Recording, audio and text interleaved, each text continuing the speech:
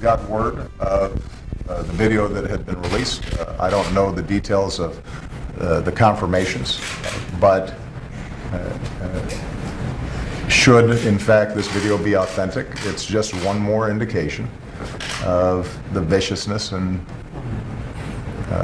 barbarity of this organization. This Islamic organization. Shh. And by the way, I'm glad we have a president that nothing bothers him, nothing rattles him, unless somebody criticizes him. Then he shows some emotion. I won the election. But a burned pilot, burned alive by ISIS, just another, shows us once again. Joining us now on the Malzberg panel, Democratic strategist and former Deputy Staff Secretary to President Clinton, David Goodfriend, and Republican strategist and author of Hail Mary, Ford O'Connell. Gentlemen, let me start with you, David. What do you make of the ho-hum, just another chapter in the viciousness of this organization, reaction by Obama?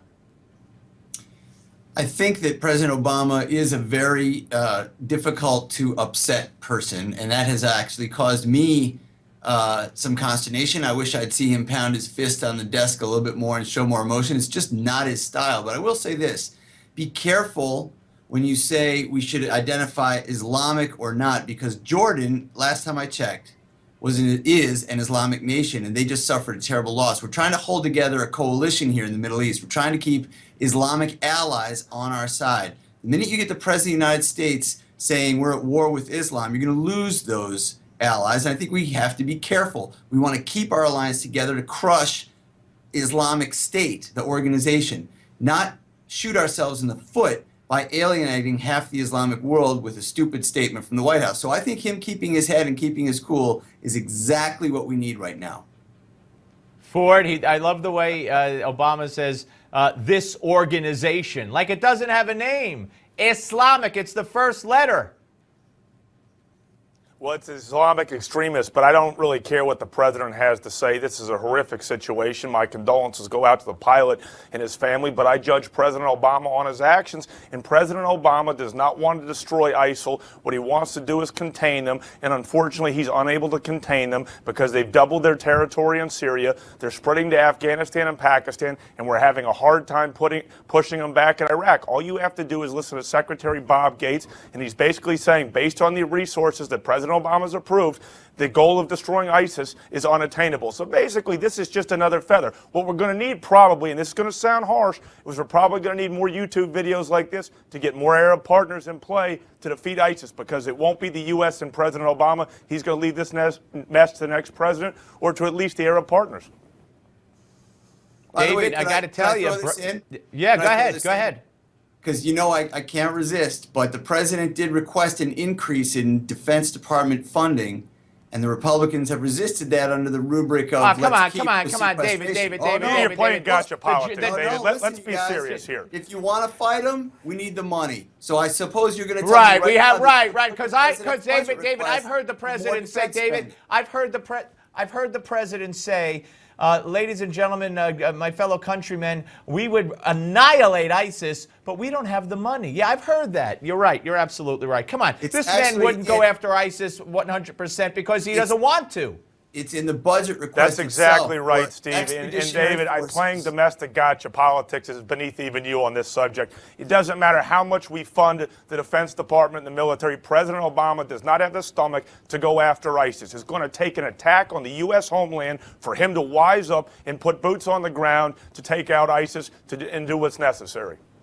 Well, someone's going to have to pay for it, and at the current spending levels, we can't. So let's see a Republican vote in favor of the president's budget to give the Defense Department the funding it needs to do just that. How can you say that with a straight face, honestly?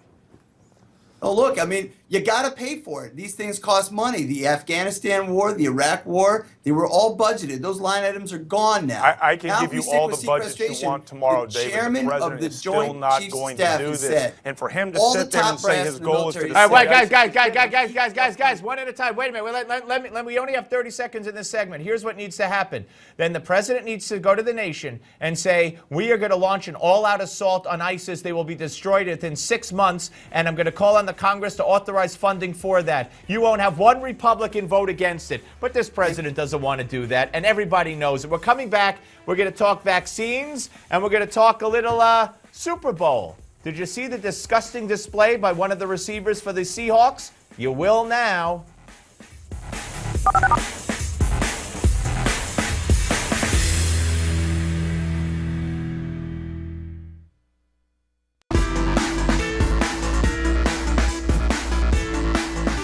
Here's the thing is that I think vaccines are one of the greatest medical breakthroughs that we had. I'm a big fan and a great fan of the history of the development of the smallpox vaccine, for example.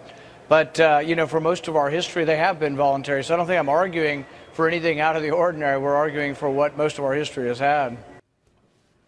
All right, the great vaccine debate. Welcome back to the Malzberg panel. We're rejoined by Democratic strategist David Goodfriend and Republican strategist Ford O'Connell. And gentlemen, this all started, of course, with the remarks made by Chris Christie and then Rand Paul that parents should have a choice. And it's all, of course, prompted by the measles outbreak around the country. Let me start with you, Ford. Is this going to be a huge campaign issue? No, it won't. I mean, for the life of me, I don't know how in a 36-hour period we went from 102 measles cases in 14 states to basically trolling the Republican Party and saying the Republican Party is not the party of science. This is something that has gone on. There is a whole bunch of folks out there who are anti-vaccine on both sides of the aisle. In fact, in California alone, these 102 measles cases, the vast majority of them are in California. And frankly, in California's kindergartens, 133 school districts, basically the compliance vaccination rate is 80% or lower. This is going on around the country, and even Barack Obama has been hedging himself on this issue. The right answer is what Ben Carson says. Generally speaking, basically public health trumps parents' wishes. What about it, David?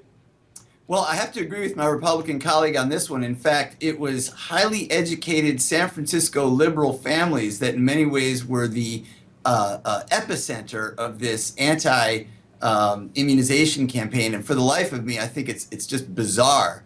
I mean, we eradicated polio under the Eisenhower administration when Jonas Salk came up with the vaccine, and it was calls from the federal government to say, let's get everybody vaccinated, that really eradicated polio and for a while there, measles. So it is not a Republican, Democratic, conservative, progressive breakdown here. You have, as my colleague says, people on both sides. But I do think that when we get rhetoric about the questionability of science over, let's say, individual rights or faith, you do discredit science in the act. And that can have ramifications like this, where the science behind public health is thrown out in favor of some abstract notion of individual rights, let's say, or religion. It's just inappropriate. Government leaders. Well, let me ask you, David. Let me ask you. This is important. It's good science. Let me ask you. Should the government force me every time I take my 15-year-old for the past 3 years or so? The doctor says HPV vaccination. I said absolutely no way.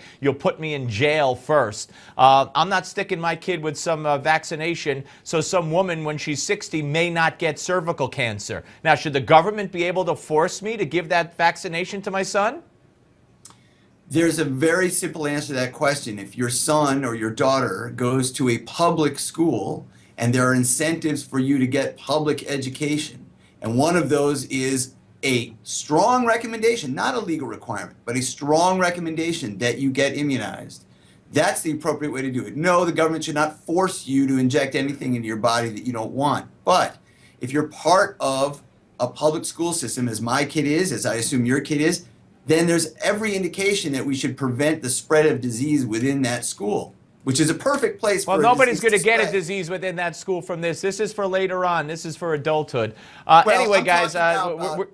We have an outbreak of a disease that we thought we had eradicated, whether it's mumps, measles, rubella. That's what I'm talking about. That's what all the news has been about. And I think there is a public health concern for all of us. In other words, I'll just say this.